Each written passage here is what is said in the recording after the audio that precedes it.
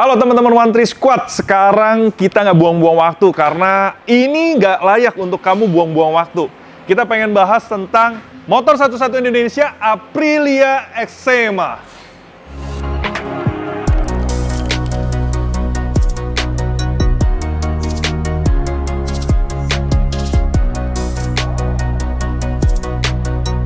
Nah, jadi ini adalah Aprilia yang spesial diproduksi hanya 30 unit di dunia. Dan ini nomor 6 dari 30. Hanya ada satu di Indonesia. Ini udah jelas thank you buat Niti Racing yang udah mengirimkan motor. Padahal saya ya dari tadi ya udah keringet dingin. Gue udah tahu nih, ini bentar lagi kayaknya dikirimin motor nih. Tapi aku nggak siap. Jujur, mental gue nggak siap. Kenapa? Gue takut tergoda. Gue takut gue terngiang-ngiang karena motor ini sangat amat spesial. I know the fact or the data about this bike, tapi ya udah aja nggak pengen gitu. Kalau lihat kayaknya takut. Kenapa? Karena ini satu karya terindah. Apa yang ngebedain motor ini? Ini yang gue pengen kasih lihat ke kalian. Nah, jadi kalau kalian lagi lihat video ini, mendingan kalian pause dulu, kalian buka website Aprilia, kalian cek ya, Aprilia Exema, EXEMA ya. Exema ini dia ada kolaborasi juga tuh sama Max Biaggi. Katanya sih ini memperingati tentang kemenangan waktu itu bersama dengan Max Biaggi. Problemnya, actually I don't give a damn with the historical whatsoever. Kalau dari sisi mata saya ngelihat motor ini bukan masalah hype-nya, bukan masalah nomor satu-satunya. Ya satu-satunya bikin saya bangga karena dikirimin, boleh dipegang, disuruh test drive. Ya Tuhan, apalagi berkatnya kurang apa lagi gitu. Cuma saya pengen share ke kalian betapa bahwa motor ini beneran spesial. Tapi spesialnya bukan karena susah didapat atau karena mahal, tapi spesialnya karena dibikinnya dengan perhitungan, dengan technical yang jauh leap off. Ini motor basicnya RSV4 mass production, tapi ibaratnya di tweak sama orang yang mempersiapkan motor untuk MotoGP Aprilia. Jadilah motor seperti ini. Jadi kalau kalian pengen punya motor Aprilia kayak motor MotoGP tapi basicnya dari Superbike, this is it. This is the one. Motornya jelas-jelas tidak street legal, nggak ada lampu depan, nggak ada lampu belakang, nggak ada klakson, jelas. Nggak ada spion dan lain-lain. It's not street legal. It's meant to be used on the track. And the owner, ya let's say Niti Racing, ini memang beli motor ini karena dia punya passion mendalam tentang kehidupan track. Asiknya ketika menaklukkan track, bersatu dengan motor, menikmati taming the animal while you are enjoying together swimming on the track. Itu loh. Sampai doi penasaran dan beli ini. Dan gue yakin ini motor pastinya mantap jiwa. Gue prediksi bulan April, nggak pakai tunggu lama, kita akan ke Mandalika, kita akan sama-sama tes. Bro, this time, gue ini tipe orang yang selama ini kalau dipinjemin motor, gue kalau bisa tidak. Karena dari dulu gue itu bukan tipe suka pakai barang orang. Tanggung jawabnya, feel-nya, nggak insecure gitu loh. Tapi kalau kali ini, aduh, sulit ditolak. Masalahnya sulit ditolak. Yang kemarin KTM aja kan, saya tahan-tahan, saya nggak mau cobain. Cuma kalau yang ini, ya, kalau kata orang, mungkin berani bayar, berani beli, baru cobain. Nggak. Ampun. Nggak. Saya nggak sanggup bayarin motor ini. Tapi saya penasaran sama motor ini. Banyak hal di motor ini yang menurut saya bikin spesial. Salah satunya yang menjadi pokok utama bagi mereka saat bangun motor ini adalah aerodinamika. Oh, why? Kalian udah lihat itu? Bagian depannya, ini wingletnya, kalian pasti melihat similarity dari motor MotoGP Aprilia. Plus, ini beneran aerodynamic device. Kalau kalian suka lihat sayap-sayapan banyak ya kan, spion-spion mau terbang-terbangan banyak. Well, ada yang it's gimmick. Tapi kalau ini, no way. Ini semuanya itu ada perhitungannya. Bahkan untuk urusan intake-nya aja nih. Intake-nya ini intake itu bukan sekedar congor ke depan, sudah. Intake itu ada hitungan velocity airspeed gitu. Gimana caranya bikin temboloknya, gimana caranya bikin kemampatannya dan kecepatan udaranya, itu ada. Diterapin di motor ini. Aerodinamika di sini, aerodinamika di samping, aerodinamika di bawah. Ada sayap di sana, nanti kalian akan lihat satu-satu. Saya akan bingung sih sebenarnya ngebahas motor ini dari mana. Yang pasti motor ini berapa horsepower-nya? Motor ini sudah di-tune, sudah di ECU-nya juga udah bukan standar. Motor ini 230 horsepower dengan bobot hanya 165 kg. I think it's a dry weight ya. 165 kg, 230 horsepower. Kenapa bisa enteng segitu? Well, kalian lihat aja. Bodinya pakai emang full carbon, dry carbon. Yang dibentuk dengan pre-pack carbon. Velgnya menggunakan velg karbon yang paling ringan dari Blackstone Tech, BST. Ini pakai BST GP Tech, race use only wheels. Terus, doi juga pakai perangkat-perangkat beberapa part dari lightweight material aluminium, titanium. Jadi kalau nanti kita lihat satu-satu, kalian akan lihat. Hanya satu yang menurut saya nanggung. Tangki. Tangkinya kelihatannya masih menggunakan tangki bawaan RSV4, pakai kondomnya, that's it. Bahkan kondomnya pun masih pakai, tangkinya masih pakai material yang sama. I thought mobil, ya mungkin kan bisa pakai titanium, mungkin juga bisa pakai, kalau memang di covernya pakai karbon gitu kan. Lebih ke arah situ. Apa yang tersisa dari motor ini, dari RSV4? Chassis, tangki, swing arm. Lain daripada itu sudah upgrade jauh banget. Kita bahas yang mana? Pertama, bodinya. Bodi motor ini full berbahan carbon fiber. Dan carbon fibernya super ringan. Jadi kalau kalian ini kan emang catnya warnanya ada hitamnya, ada kuningnya, ada oranye. Oke, itu surface-nya udah di-painted. Tapi bodi depan ini full carbon dan ini karbon ringan. Wing-nya karbon full dry carbon di bagian fender. Scoop pendinginan caliper juga dry carbon. Dan kalau kalian ini lihat ada beberapa perangkat yang sama di motor lain, no it's not. Yang ini kalian bisa lihat daripada cara dia intake, baik yang dari samping sini dalam, habis itu yang sininya scooping dari tebal menjadi tipis, habis itu di bagian sini nembakin ke fin ke kaliper GP4MS. Itu semua beda sama yang kalian lihat aftermarketan. Jadi kalau ini real, bicara tentang performance parts. Sini, terus juga ini bodi samping semua karbon, walaupun dicat, bagian bawahnya karbon. Kalian bisa lihat di bagian bawahnya ini kalau dari depan nanti kalian lihat. Jadi ergonominya itu dari sayap, ada ke samping sini juga, ada dari sini juga, dan ini pun nih kayak fin modelnya. Jadi ini mengembang. Dari samping kalian bisa melihat bahwa ini ada degrad ke atas, bagian bawahnya juga sisinya berbeda, full karbon. Di bagian bawah, kalian lihat di bawah swing arm, ada serokan tuh, pacul. Itu full karbon juga. Bodi samping sini, ini karbon. Seatnya karbon, pakai sponge only. Dan tailnya karbon, ada bagian fin di bagian tail sini. Oh iya, tadi kita lupa ngomong. Ini kan Aprilia ada yang Exema. Kan sebenarnya Aprilia juga bikin tuh, yang special edition, X30. Itu motor yang berbeda. Nggak cuma sekedar beda warna. Ini dua motor yang berbeda, beda spek. Nanti gimana kita bedainnya? Kita bedain satu lagi nanti.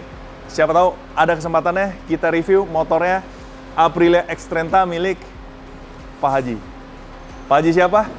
Masa nggak tahu? Nanti kasih kesempatannya, siapa tahu kita bisa review bareng. Bodinya full carbon. Kalian lihat di bagian sini. Kita ngomong bodi dulu deh ya. Oke, nih dari depan. Bagian depan dia pakai clear windscreen, emang tall. Kenapa tall? Ini pasti tingginya sudah diatur, kalau kalian nunduk pakai helm, tingginya nih sama buat aerodinamikanya. Habis itu, sini full body karbon. Kalian bisa lihat karbonnya kelihatan di tengah. Patternnya rapi, bagus. Padahal barangnya ya buat racing. Karena kan kadang-kadang gitu, buat racing use, barangnya biasanya nggak rapi. Tapi kalau ketemu barang rapi, tapi racing use, nah itu udah ajib banget. Ini. Di bagian depan kita demen ini nih. Air scoop buat ke intake-nya. Oh my god. Ya kan? Kalian nggak terlalu kelihatan. Cuma ada celah dikit. Tuh. Tapi ini masuk. Di bagian dalamnya pun tunnelnya pakai bahan carbon fiber.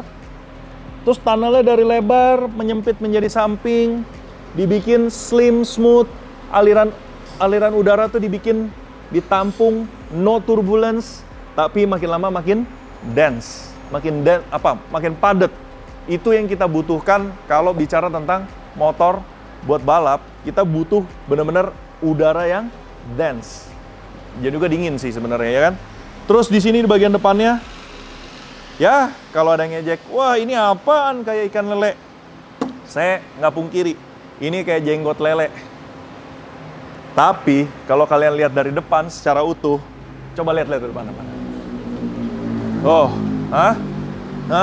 mau ngomong apa? Jangan sampai lu orang nanti tiru gitu ya. Face-nya kecil, slim, lebarnya sampai sini. Bawah ada intake, 2 angin masuk. Yang di sini dia bikin aerodinamika wing ya, bukan wing juga lah ini ya, scooping gitu ya. Terus ke sini, kalian lihat nih, ini fender, kasih gap fender, terus dia ke bawah dulu samping. Aduh, emang desainernya jago. Estetikanya dapat, fungsinya dapat banget. Ini gila banget. Ini ya jujur aja saya sih nggak terlalu suka yang namanya ribet-ribetnya barang-barang beginian. Cuma kalau jatuhnya secantik ini sih sedap dipandang sih. Ya, nyatu banget dari depan sampai bawah. Abis itu fendernya juga nyatu nih. Fendernya super kecil, slim. Anginnya juga dibuangnya nyampingnya asik. Oh, ya kan? Scoopingnya gini, ngelindungin shock. Di sini juga ada angin masuk langsung ke sini, nyambung lagi sebelah. Kelihatan nggak? Kelihatan flow-nya. Ada juga kena angin ketemu radiatornya udara panasnya keluar dari samping. Ini dibuka segede-gedenya supaya angin panas kebuang. Slim dari samping. Edan. Wah, anginnya panas dong. Bro, motor ini buat pakai di track dan balap. Kita pakai wear pack, udah kagak lagi ngerasain panasnya. Lagian motor kayak begini, nantinya pas lagi di track, suhunya juga pakai, dia pasti ada dapat suhu ideal. Range 80 gede, 90 gede, range-nya di situ, sudah. Jadi beda sama misalnya motor yang memang dipakai buat jalanan, kadang-kadang memang sama mereka, pabrikan dibikin anginnya tuh dibuangnya kalau bisa jangan kena badan gitu kan. Tapi itu jadi tantangan, karena bisa jadi airflow buat pendinginan radiator juga less efektif gitu. Kalau di sini enggak. Objektifnya adalah performance. Nomor 1. Fairing. Kalian bisa lihat di sini, dari dalam nih. Berbeda sama bagian depannya yang sudah di-paint rapi-rapi. Kalau bagian belakangnya, body karbonnya itu benar-benar dibiarkan raw. Kalian bisa lihat benar-benar hasil dry carbon vacuum autoclave daripada fairing ini. Habis itu kalian lihat di sini kopong, ini ada tunnelnya yang tadi saya bilang dari depan. Kalian bisa lihat fisiknya nggak dibikin terlalu bagus, tapi ya emang motor sport aja gitu feel-nya. Masuk ke dalam seperti biasa RSV4 masuk ke dalam rangka, tembus baru ke belakang airbox. Cockpit alhasil super simple. Yang ini tutupnya masih dibikin pakai karbon. Kita nggak ngomong cockpit dulu deh. Kita ngomongin body deh. Body seperti tadi saya bilang, tangkinya ya masih tangki seperti biasanya RSV4. Dia tidak rubah. Cuma emang fairingnya ketara banget. Ini full karbon dan ini ngebuka lebar. Ini tuh bener-bener ngebuka lebar. kalau nanti kamu kasih lihat nih dari atas, itu tuh sayap bukannya nyamping gitu, yang bagian bawah tuh melebar. Nih. Dilanjutkan dengan tail yang kesannya monokok. Karbon full, monokok, seatnya memang udah bukan sponge lagi, tapi emang udah pakai single layer buat tempat duduknya aja. Yang ini sebenarnya bukan buat empuknya, tapi buat kesetnya. Bentukan RSV4-nya masih nyatu, kecuali bagian sayap ini. Nah, kalau sayap ini kalau nggak salah, Xtrenta juga sama nih, bagian sininya. Full karbon, rear hugger dia tetap pakaiin, rear huggernya karbon, cuma bagian chain guardnya nih, sampai dipotong cuma setengah bro. Pendek kali. Demi apa ini? Demi ringan. Ya jiwanya masuk sih gua. Cuma ya, kalau secara desain gue kayak tanggung banget sih, dikit lagi. Tapi ya udah, dia pakai kecil gini. Nah ini tadi yang saya ngomong, karbon scooping ya, aerodinamikanya. Dia ini cover yang underbelly-nya tuh, ini full nutup nih bawah nih, full nutup sampai naik lagi ke atas. Tidak ada lubang sedikit pun. Wah kalau cuci ngembeng dong. Emang begitu sebenarnya kalau buat motor-motor yang kalian mau pakai buat race. Tujuannya apa? Kalau sampai ada kalian leak water coolant ataupun oil, itu akan tertampung di tray dan bukan jatuh di track. Nah, itu fungsinya underbelly dalam posisi yang rapat. Sekarang lanjut lagi bagian depan nih, kaki-kaki depan. Nah, velg. Velg yang digunakan di motor ini adalah velg dari BST, Blackstone Tech Afrika Selatan. Velg karbon yang dia teknologinya sih udah teknologi antariksa lah. Emang dia maju sekali dalam hal engineering. Ini adalah disebut dengan velg BST GP Tech, di mana velg ini objektifnya waktu itu dibikin adalah dia harus strong, tapi dia ini kasih bobot yang paling ringan. GP Tech. Kalian buka di websitenya Blackstone Tech, di situ ditulis jelas-jelas bahwa ini race use only. Jadi kalau motor ini race use only, cocok dong ya. Palangnya klasik, palang 5, bolt, tapi ini pelek super enteng. Peleknya karbon, peleknya dibalut dengan ban dari Pirelli Diablo Superbike. Size-nya depan 125/70/17. 125/70/17. Belakangnya 200/65 R17. Jadi udah tahu ya, motor ini sih siap nikung habis-habisan. Berarti chassisnya mendukung, elektroniknya mendukung, ergonominya mendukung, motor ini siap nih. Yakin saya, Bro Raf nih, bawa motor ini, elbow down terus nih, yakin gue. Ini bannya sudah diminta untuk ngelus-ngelus ke Mandalika nih. Nah, kemudian motor ini diperleng senjatai dengan rem, dia pakai Brembo T-Drive untuk disc brake depannya, size-nya 330 mili. Kaliper yang digunakan adalah kaliper dari Brembo GP4MS Billet. Jadi kalau apa bedanya nih GP4MS sama GP4X dan lain-lain? Oke, saya nggak bahas bedanya, cuma speknya. Ini adalah kaliper GP4MS, di mana GP4MS ini adalah kaliper dari Brembo yang dikategorikan sebagai high performance. Finishingnya nikel, itu buat menyenangkan Anda. Tapi di balik ini adalah spek dari pistonnya bagus, spek seal-nya bagus, dan ini adalah kaliper radial monoblock billet. Kalau kalian masuk ke ranah udah billet, apalagi monoblock, kita bicara tentang presisi, persisten, dan akurasi. Jadi makin tinggi level kaliper, kita berbicara mengenai tentang gimana dia bisa persisten, durable, endurance, itu semua yang jadi spek yang diminta gitu. Ini spek kaliper bagus, selang remnya sudah dibekali dengan braided, menggunakan selang dari Hell Performance UK, full Hell. Cuma di sini kalian bisa mendapatkan melihat banyak perangkat yang lebih detail kayak motor WSBK seperti ini nih. Di sini kalian bisa lihat ini ada potentiometer ya. Potentiometer ini gunanya adalah apa? Ini adalah sensor yang masuk ke data logger yang ada di motor ini, supaya kalian bisa membaca data ketika Anda melakukan lap. Apa data hasil dari potentiometer? Adalah gerakan suspensi. Gerakan suspensi digabung dengan data GPS sehingga Anda tahu pas masuk corner, ini grafiknya gimana tuh, pas dia nose down, masuk kompres, terus gimana dengan kecepatan reboundnya, itu semua terbaca dari data logger. Salah satunya gini, pakai alat potentiometer.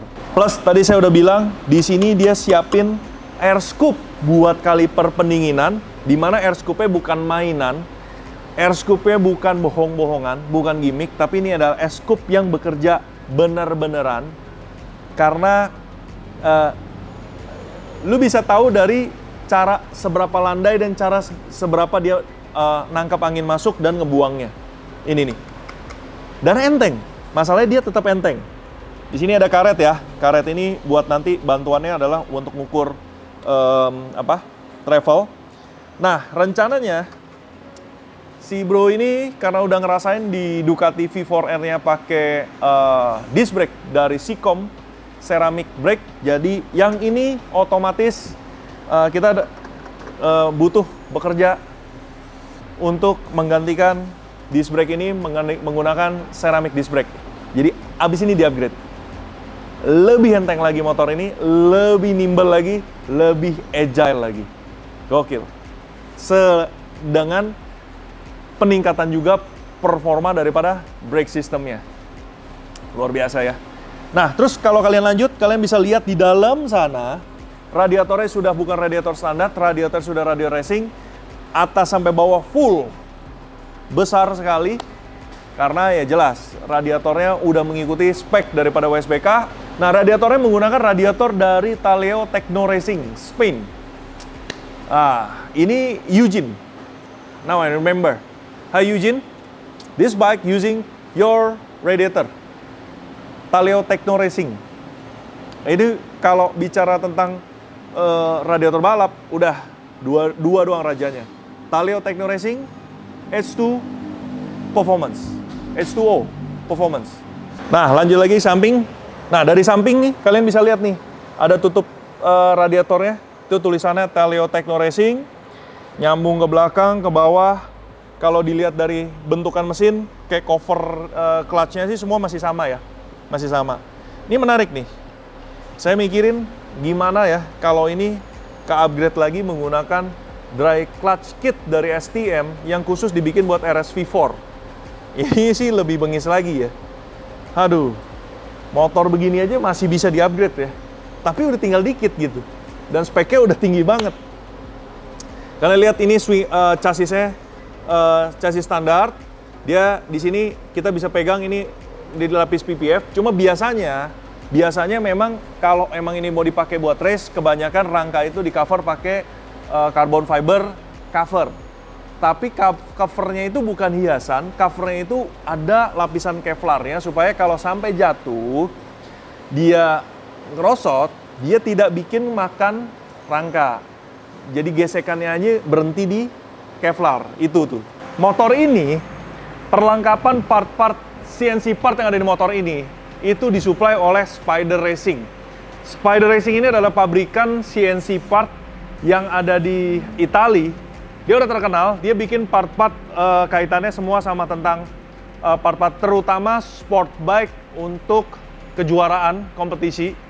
Nah, kelihatannya Spider Racing ini bekerja sama Aprilia karena dari zaman RS660 yang balap, terus ada Xtrenta, Xema, itu semua partnya diambil dari Spider Racing. Apa aja di motor ini? Nih, lever guard-nya by Spider Racing, aluminium billet.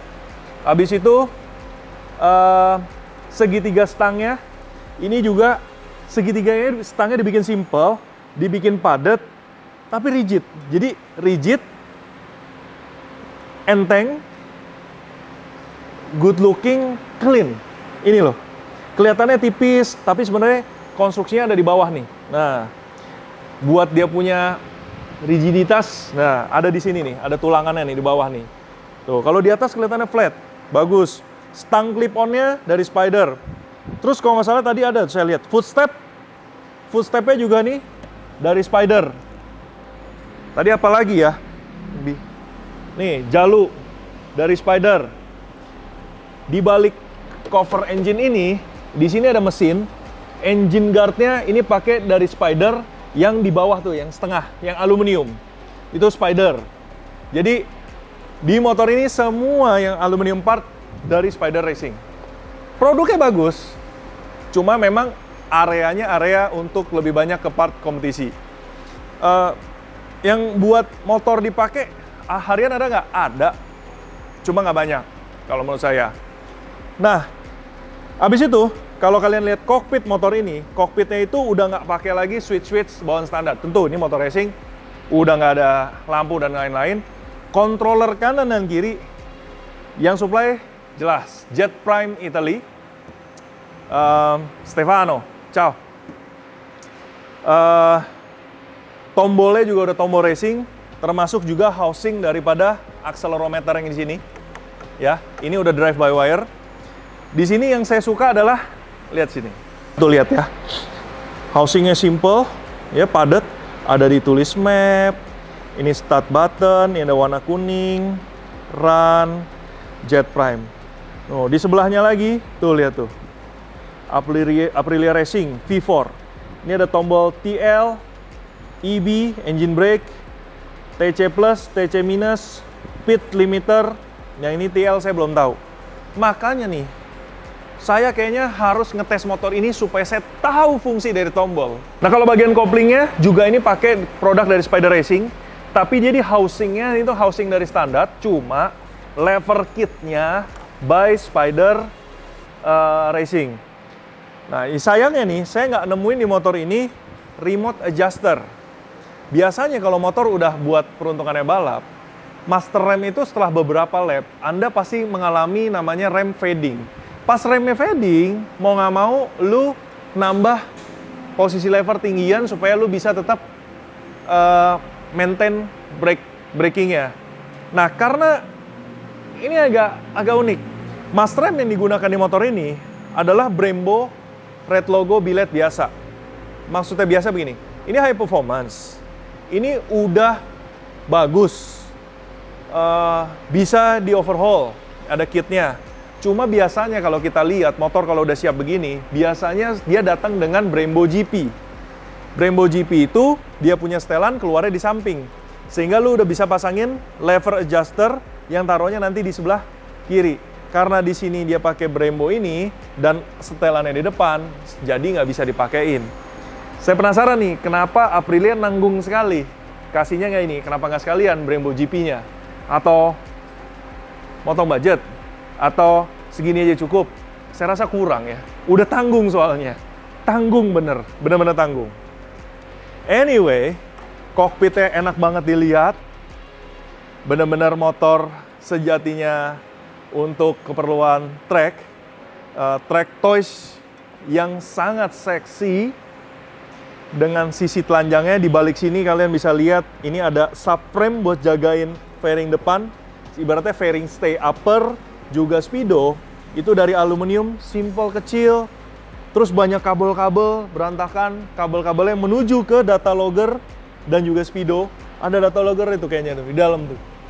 Kotak box aluminium warna merah. Bengis, ya kan? Mantap betul. Ada kumpulan, jadi segala sensor mengarah ke sana gitu. Atau jangan-jangan ini ECU-nya ditaruh di depan. But I don't think so. Nanti kita mesti lihat, kita buka semuanya baru bisa tahu. Kokpitnya keren. Boleh tes naik? Kita pengen tahu dong ergonominya kayak apa. Oh man. RSV memang dari dulu saya suka kempitannya. Joknya lebar, joknya luas, panjang. Luas. Habis itu jepitannya enak. Setangnya juga ngebukanya enak nih, ngebukanya besar, tidak selebar yang lain, tapi oke. Ya, kok saya agak squeezing ya. Sepertinya stangnya masih kurang buka nih. Kayaknya untuk saya, stangnya masih kurang buka. Karena, saya merasa masih kurang buka. Nah, di belakang kokpit ini, ada steering damper. Dia taruh steering damper adjustable by Öhlins, ditaruh di dalam. Ya karena kebutuhan balap, jadi nggak dipamer-pamer di atas. Dia taruhnya selalu di bawah. Dan ada yang unik, karena adjusternya tuh beda sama yang biasa-biasa steering damper Öhlins. Nah, saya menarik nih, perlu dipelajari. Tutup tangkinya juga sudah pakai quick lock kick dari Spider Racing buat fuel. Wajar. Kenapa? Namanya juga motor balap. Ya, kita butuh quick lock cepet. Nah, satu lagi saya baru sadar nih. Spider Racing, seingat saya, dia bikin housing buat Speedo. Sayang ya, di motor ini dia nggak pakein. Nah, ngomong-ngomong tentang apa yang dipakein, tadi ada sedikit terlupa, barang belum dipasang. Makanya ada yang keganjel aneh. Tapi sekarang udah kepasang. Lihat nih di bawah. Ada satu part aerodinamika yang tadi lupa dipasang. Ya maklum, ini karena urusannya tadi di towing. Jadi barangnya tertinggal belum dipasang. Ini dia ada aero part karbon. Dipasangnya di bawah. Sini. Bentuknya kayak gitu. Ngebilah. Nanti kamu kasih lihat dari depan ya. Ngebilah nyerok udara. Oh, ini buat bener-bener nih. Udara dari depan gini. Tuh. Stability, arah anginnya juga diatur. Gila banget. Ekstrim nih motor. Dan gue ya. Wah. Tuh. Gokil loh ini loh. Nggak main-main ini motor loh. Layak ini dapat bintang bener nih motor. Aduh, makin dilihat makin jadi nih hati nih. Nah, tadi udah ngomongin part racing, jadi semuanya udah nggak konsen gue jadinya nih, karbon nih bener. Oke, kaliper depan GP4MS, kaliper belakang dia pakai P234, 2 pot nikel, wajar karena kalau bicara GP atau Moto2 Moto3 memang mereka pakai kaliper-kaliper khusus, tapi kalau di motor-motor kayak gini ya 2 pot, tapi billet gini juga udah cukup. Finishnya pakai nikel supaya sama depan belakang. Menarik juga karena jarang biasanya motor balap pakai yang finishnya nikel-nikel gini. Oke di MotoGP. Tapi rata-rata kalau di Superbike tuh nggak gitu. Nah ini karena di matchingin GP4MS, jadi belakangnya juga pakai P234 nikel, selangnya selang rem Hale, swing arm belakang tadi saya bilang swing arm asli, cuma bedanya dia ada perangkat aerodinamika di bawah sini. Knalpotnya ini mesinnya V4 konfigurasinya, keluarnya jadi 4-1-2. 4-2-1-2. Keluarnya 2 silinder SC Project seperti ini. Ini unik. Awalnya saya melihat justru apalagi ini gimmick kok 2-2 pakai, tapi kenapa keluarnya 2 tapi kenapa pakai 4-2-1-2 gitu loh. Kalau lu 4-2 keluar 2 itu kayaknya nanti suaranya antik gitu. Cuma ini kan 4-2-1-2. Cuma tadi dari sana ngeliat-ngeliat, dari belakang, dari samping, dari off, ternyata ganteng nih motor. Kesannya klasik, kesannya legend, pakai dual silinder kayak gini, ganteng loh, asli ganteng. Belum kalian dengar suaranya kayak apa. Gua nyalain ya. Nah sekarang, tar dulu, sini dulu. Cara nyalain ini motor kayak gimana? Kunci tidak ada. Tombol buat start, push button kalau kayak di motor saya tidak ada. Hanya di sini nih. Jadi kalau mau nyalain motor ini, Anda stop switch-nya cukup sekali, run. Semuanya run. Keluaran speedonya begini. B Racer. Keluar speedonya seperti apa. Langsung startnya pencetnya ini.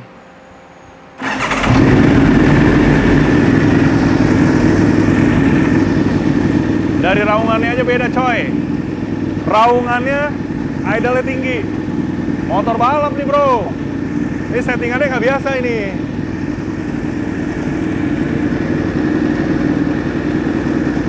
Oke.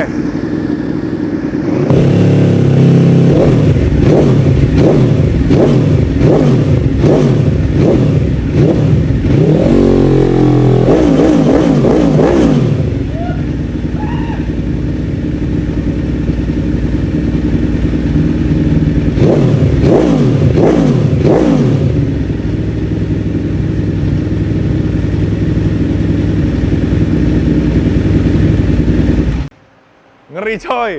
Ini nih, begini nih, hidup nih, bergetar nih.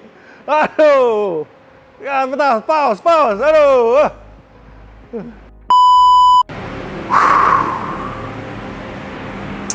Sepertinya saya harus belajar yoga ini, menenangkan diri. Suara khas V4-nya mesin Aprilia itu memang enak ya kayak gitu. Ini memang kalian pasti sering dengar RS-V4 gen-gen pertama 2009, 2010, 2011, problematic, bla bla bla bla bla.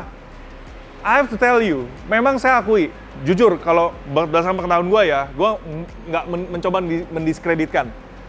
RS-V4 sudah menjadi baik di atas 2016. 2016 up itu motornya sudah baik sekali, apalagi yang 1100 yang baru itu jauh udah mesin V4, karakternya Aprilia banget, udah almost zero problem, udah normal, dan motornya enak banget. Suaranya tadi kalian udah denger ya, enak ya. Suaranya nggak keras yang menggelegar, nggak karuan, nggak. Suaranya tetap terkontrol, ada seninya. Tapi saya yakin, tadi itu saya geber-geber, itu cuma RPM 5.000. Ini RPM-nya tadi limitnya 14-15 ribu. Bayangin motor ini sedang mengarungi Mandalika, suaranya grunt-nya kayak apa. Ya, nanti ya kita ke Mandalika.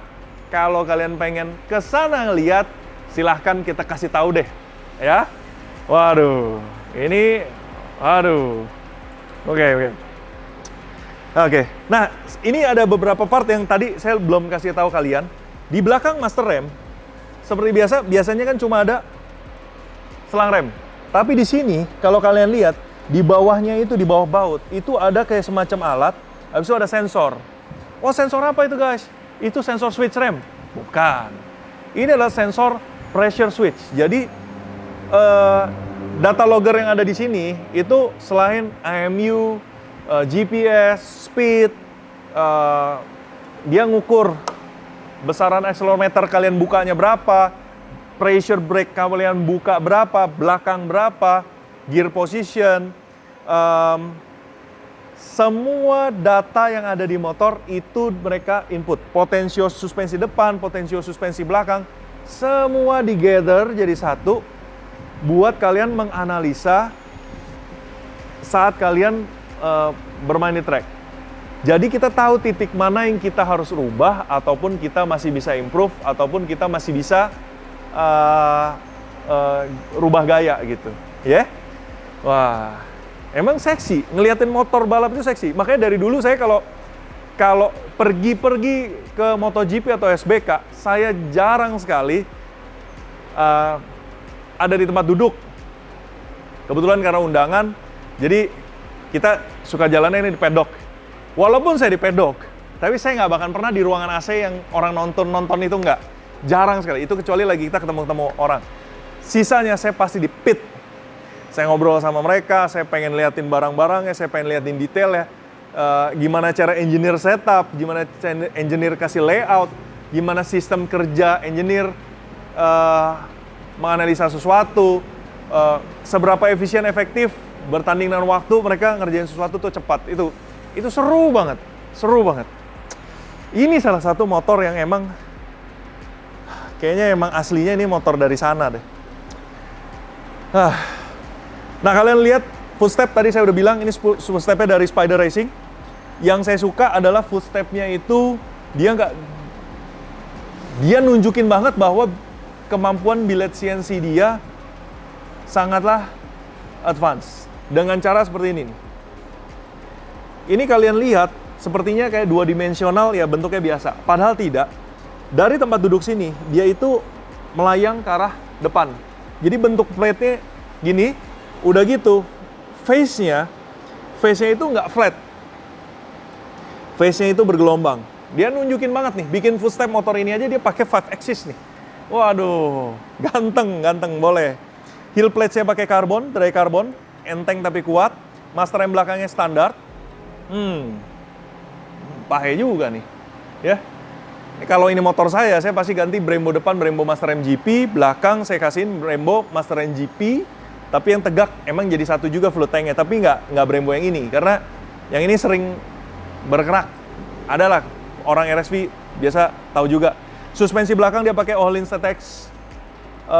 TTX GP di belakang, ada potentiometernya. Exhaust hanger karbon tapi kokoh. Nuh lihat, nggak goyang-goyang. Tadi ada lihat soalnya karbon-karbonan orang bikin buat hanger. Exhaustnya mental-mentul. Karbonnya karbon sembarangan. Nggak, beda. Terus, ya, kalian lihat disk belakangnya tetap kecil, biasa aja. Peleknya si seksi, BST. Tadi kita ngepost Instagramnya nggak lama. Media sosialnya BST. Hai, whoever you are. Itu langsung komen. Wah, motornya bagus, peleknya bagus. Wah, aktif ya lu mantau gue ya. Hai Dylan, Gary, Terry, hai, Jade, hai. Peleknya emang enteng. Dan ini nih, makanya saya suka ngomongin tentang rantai pakai yang bagus dong. Kenapa? Kita harus, terus bearing roda juga harus bagus dong. Pakai ceramic bearing. Udah gitu, kaliper bikin dudukan juga harus bagus, presisi, supaya nggak jadi hambatan. Nih lihat ya, ini motor baru, gue puter nih. Ya elah entengnya. Udah enteng rollingnya, plus rolling resistance-nya rendah gitu loh. Jadi ini kaliper belakangnya juga ngegigitnya lepas. Ceramic bearing di BST-nya juga sangat mendukung kejadian ini. Dan juga ini nih, final gear-nya. Gua suka banget sama sprocket belakangnya di motor ini. Lu lihat desainnya. Ya. Dan ini bahannya unik nih. Kayak stainless ya bukan. Saya sih curiga sprocket belakang motor ini berbahan titanium. Saya curiga. I don't know. Ini antara stainless atau titanium. Yang pasti warnanya saya suka banget, finish-nya.